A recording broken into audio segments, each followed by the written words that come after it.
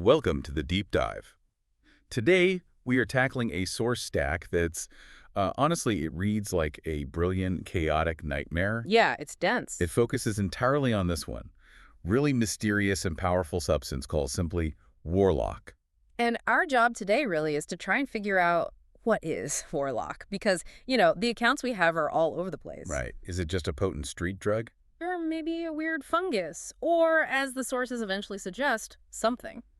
So, much, much stranger. So we'll be following the trails laid out in these texts, looking through the eyes of, like, an undercover cop. And these sort of high-tech pharma scientists and even animal rights activists. It's a weird mix. It really is, and the stack just throws you right in, doesn't it? Even the setting is baffling. We start with these main characters, Ace and the Doctor, in their house. Yeah, and house is maybe generous. It's this space defined by, well, chaos in contrast. Totally. You've got super high-tech gear sitting right next to just, like, casual destruction. Exactly. Like Ace is making coffee, right? And the cafetiere looks like something looted from a laboratory on an alien spaceship. Super advanced. But then... But then she finds the kettle is completely wrecked. Shot. Shot. Yeah, straight through with a .45 caliber bullet just sitting there. Wow. Okay. But amidst the bullet holes... There's perfectly good, fresh Sumatran coffee, vacuum packed like nothing's wrong. It's this bizarre business-as-usual vibe and total anarchy. And then there are the mushrooms. Ah, yes, the mushrooms. A plastic bag of dried ones, lilac and green, with this handwritten note. Which says, Please do not eat. I hope I don't have to emphasize how important this is. you know you're in for a wild ride when the dried mushrooms come with existential warnings. Definitely. And observing all this chaos is Chick, the cat. The little ginger cat, right, with the greenish amber eyes. That's him. We get his backstory, too. His wild mother was injured, wouldn't take milk or anything, but let the doctor treat her before she vanished. Chick stayed. And Chick's important, isn't he? He's not just background fluff. No, not at all. He seems to adapt to the madness he's constantly watching, and the sources suggest he senses danger, excitement, even before the humans do. Like a furry little early warning system. We definitely need to remember Chick later when we get into Warlock's stranger abilities. Agreed. Okay, so, Warlock itself. Let's pin down its physical forms first, based on what people are seeing on the street or in labs. Right, so we have those dried mushrooms Jack has. And then there are also these white tablets, little pills.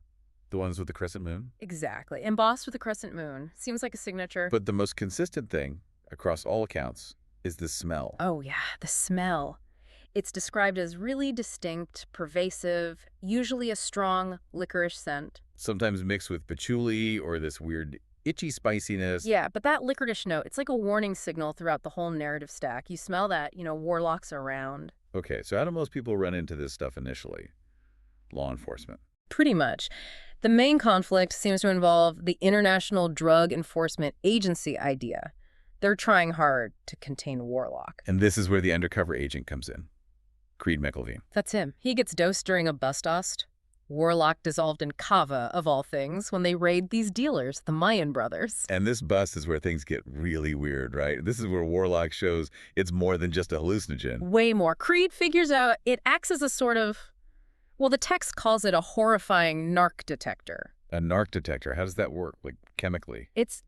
It's described almost like a physical phenomenon, a swirling cold air current or this intense pressure that appears in the room. Okay. And this current, this coldness, it specifically targets people based on their internal emotional state. Which emotions? Primarily paranoia, fear, and guilt. The classic undercover cop anxieties. Wait, so Warlock doesn't just detect fear, it kind of metabolizes it? It uses it. That seems to be the idea, yeah. It feeds on that internal friction, the guilt and the fear. It needs people to be terrified or compromised to really manifest this effect. So how does Creed survive this, if it's targeting his fear? He fights back consciously. He replaces his fear, forces it down with just pure, focused anger. Anger. Yeah. Apparently, anger is distinct enough, chemically or emotionally, that it acts like a temporary shield against the Warlock effect that's literally freezing his colleague. Phrasing him. Yeah, the runner, Russell. We'll get to him. But Creed's shield is temporary. He doesn't save himself entirely through willpower. What saves him then? It's the hooker who's also in the room, her emotion. She's scared for Creed, not scared for herself. Ah, so it's like external, maybe selfless fear? Exactly. That Yeah. pure, outward-directed fear somehow disrupts the current, pulls it away from Creed. The sources suggest Warlock hones in on that self-preservation panic. But protective fear is different. Seems so. Meanwhile, Russell, the Mayans runner, Oh. he wasn't so lucky. He got getting frozen? Yeah. He was apparently already anxious, trying too hard. The current locked onto him, and the text says he was frozen out so effectively he froze to death. Whoa. And the official cause of death. Listed as hypothermia or maybe social shock, which tells you a lot. It definitely does. Yeah. Warlock weaponizes your own inner state against you, turns anxiety into something physically lethal. Precisely. Okay, so that's the street level, the cops and robbers view. But then there's the scientific angle. Right, the labs. This scientist, Dieter. Yeah, Dieter. He's researching Warlock for pharmaceutical companies. He knows it's a naturally occurring fungus, they call it toadback, in Russia. And he sees dollar signs. Totally. He thinks it could be refined, controlled, turned into a massive consumer drug if they can just manage the side effects. Side effects like freezing people to death. Presumably, yeah. And this is where it gets ethically very murky. Dieter talks openly about needing human test subjects. Oh boy. Who does he target? Animal rights activists. He calls them eco-terrorists or dropouts, basically perfect profiles. Perfect. Because in his view, their disappearance creates fewer problems for society. They're expendable for the greater good of pharmaceutical progress, basically. That is incredibly cold. Just a calculation. It is. It's this completely transactional view. He's treating Warlock like it's just another compound to be managed, completely ignoring the sentient, dangerous nature we saw in the drug bust. It's a huge disconnect. Huh. And that disconnect kind of sets up the next big revelation about what Warlock really is, doesn't it? It does, because the doctor and his sort of inner circle, they understand something much deeper. Warlock isn't just a detector or a drug, it's an emotional amplifier. It needs strong human emotions to work, which connects to that character, Vincent. Exactly. Vincent has this latent power, described as telekinetic, but it's unusual. He doesn't generate energy himself. He channels it. Yes, he channels and magnifies the raw emotional energy of other people, and that channeled energy can apparently explode out into the real world with the force of a missile strike. Wow. So Warlock creates the extreme emotions. Right. The fear, the guilt, the rage. And then someone like Vincent can potentially harness that amplified emotion and make it physically manifest. That's the idea. It's this intense feedback loop. And we see proof, right? That one really striking, almost beautiful example. The beggar. Yeah. Vincent touches a beggar on the street, channels his mix of emotions, sadness, sure, but also joy, freedom. And what happens? Nearby cherry trees, autumn cherry trees, mind you, just burst into full pink blossom instantly. That's impossible. Right. But it shows the scale of power we're talking about. Emotion made real. Pure human emotional energy, catalyzed by Warlock and focused by Vincent, changing the physical world. Okay, so if it amplifies emotion to that degree, what else can it do? This leads to the consciousness transfer thing, doesn't it? It does. This is maybe the most profound and terrifying effect. The sources describe Ace, Shell, and Jack after being heavily dosed with Warlock feeling their minds. Detach. Detach how? Like literally floating out of their bodies. The description is vivid, leaving like a bird from a cage. And where do their minds go? No. Just floating. No, they seem to connect or transfer into the nearest strong consciousness available, which often turns out to be animals. Animal, like Chick. Exactly like Chick. Ace's mind leaves her body, enters a steel cage, maybe a metaphorical cage, maybe literal, and she finds herself looking out through Chick's greenish amber eyes. So she's in the cat, seeing what the cat sees. That's how it reads. And it's not just observation. Jack's experience is even more visceral. How's good Jack? His consciousness transfers into Sheba, the dog. And he doesn't just see through her eyes, he feels what she feels. Which is? This overwhelming atavistic fear of the pack animal combined with this hot brute rage. It's raw, primal experience. So Warlock isn't just about seeing things. It's about fundamental shifts in being, merging human and animal consciousness. It seems to be a vehicle for these incredibly extreme, boundary-dissolving experiences, pushing consciousness into completely different modes of existence. Which, logically, leads us to the biggest twist of all, the conspiracy behind it, involving Idea itself. Right, the founder, Henry Harrigan. The guy who started the whole anti-Warlock agency. The very same. He drops this bombshell confession. He used Warlock himself decades ago. Used to how? For consciousness transfer, to swap bodies. He refers to his original body as a used car he was trading in for a younger model. He swapped bodies. Yeah. And what happened to his old self? He killed it. Killed his previous body to cover his tracks and secure his new identity. Unbelievable. So Idea wasn't created to stop Warlock. Nope. He admits Idea was basically a huge propaganda exercise.